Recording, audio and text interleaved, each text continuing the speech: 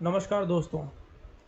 आज की कहानी भेजी है नैनीताल से दीपक ने। ये कहानी करीब 35-40 साल पुरानी है और बिल्कुल सच्ची है। मुझे मेरे पिताजी ने ये कहानी सुनाई थी। हमारे यहाँ के सभी लोगों को इस कहानी के बारे में पता है। हमारा गांव जहाँ है वो एक पहाड़ी इलाका है। अब तो फिर भी ये इलाका बहुत मॉडर्न हो चुका है, लेकिन 35-40 साल पहले ये इलाका बहुत ही सुनसान और वीरान हुआ करता था। ज़्यादा आबादी भी नहीं थी। तो कहानी ऐसी है कि करीब 40 साल पहले हमारे ही गांव का एक फौजी छुट्टी पर घर आया था। पहाड़ी इलाका था और बहुत पिछड़ा भी था, इसलिए कोई भी बस या कोई और साधन सीधा गांव तक नहीं आता था। बस सीधा मेन बस अड्डे पर ही उतारती थी और वहां से पैदल ही गांव तक आना पड़ता था, पहाड़ों के बीच से। तो वो फौजी पैदल ही रात के समय सुनसान इलाके से घर आ रहा था। जब वो रास्ते में ही आ रहा था, उसको अचानक सड़क किनारे जंगल में किसी लड़की के रोने की आवाज़ सुनाई दी। फौजी था, इसलिए बहादुर भी था। तो वो जंगल के अंदर चला गया देखने के लिए कि कौन रो रहा है। कोई और होता तो शायद इतनी हिम्मत भी नहीं कर पाता। अब वो अंदर पहुंचा तो उसने देखा कि अंधेरे में एक पेड़ के नीचे एक जवान लड़की अकेली बैठी है और रो रही है।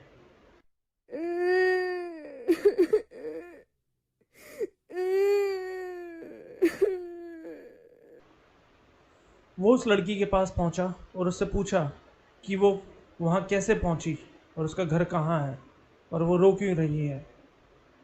लड़की जवान थी और बेहद खूबसूरत भी थी, लेकिन उसको कुछ याद ही नहीं था।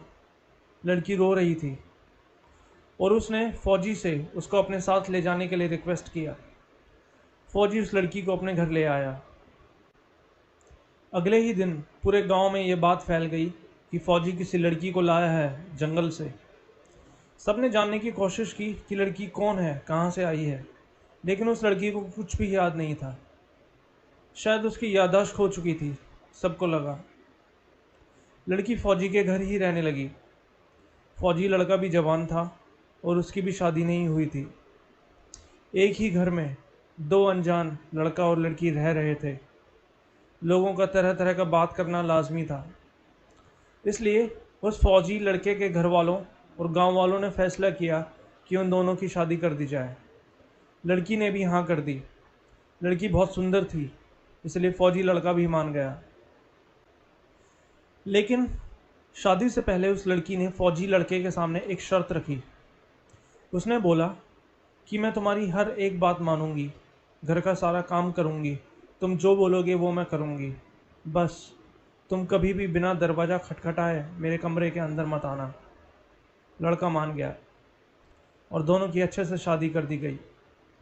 सब कुछ अच्छा चल रहा था। 10-12 साल भी बीत गए थे।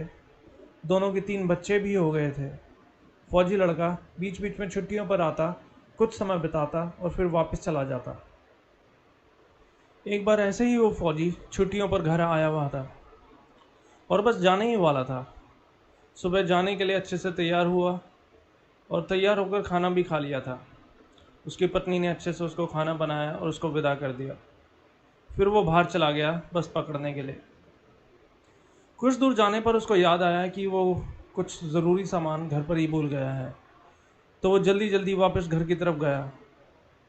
जल्दबाजी में उसको अपनी पत्नी की वो बात ही याद नहीं रही, जिसमें उसकी पत्नी ने उसको बोला था कि कभी भी बिना दरवाज़ा खटखटाए उसके कमरे के अंदर नहीं जाना है।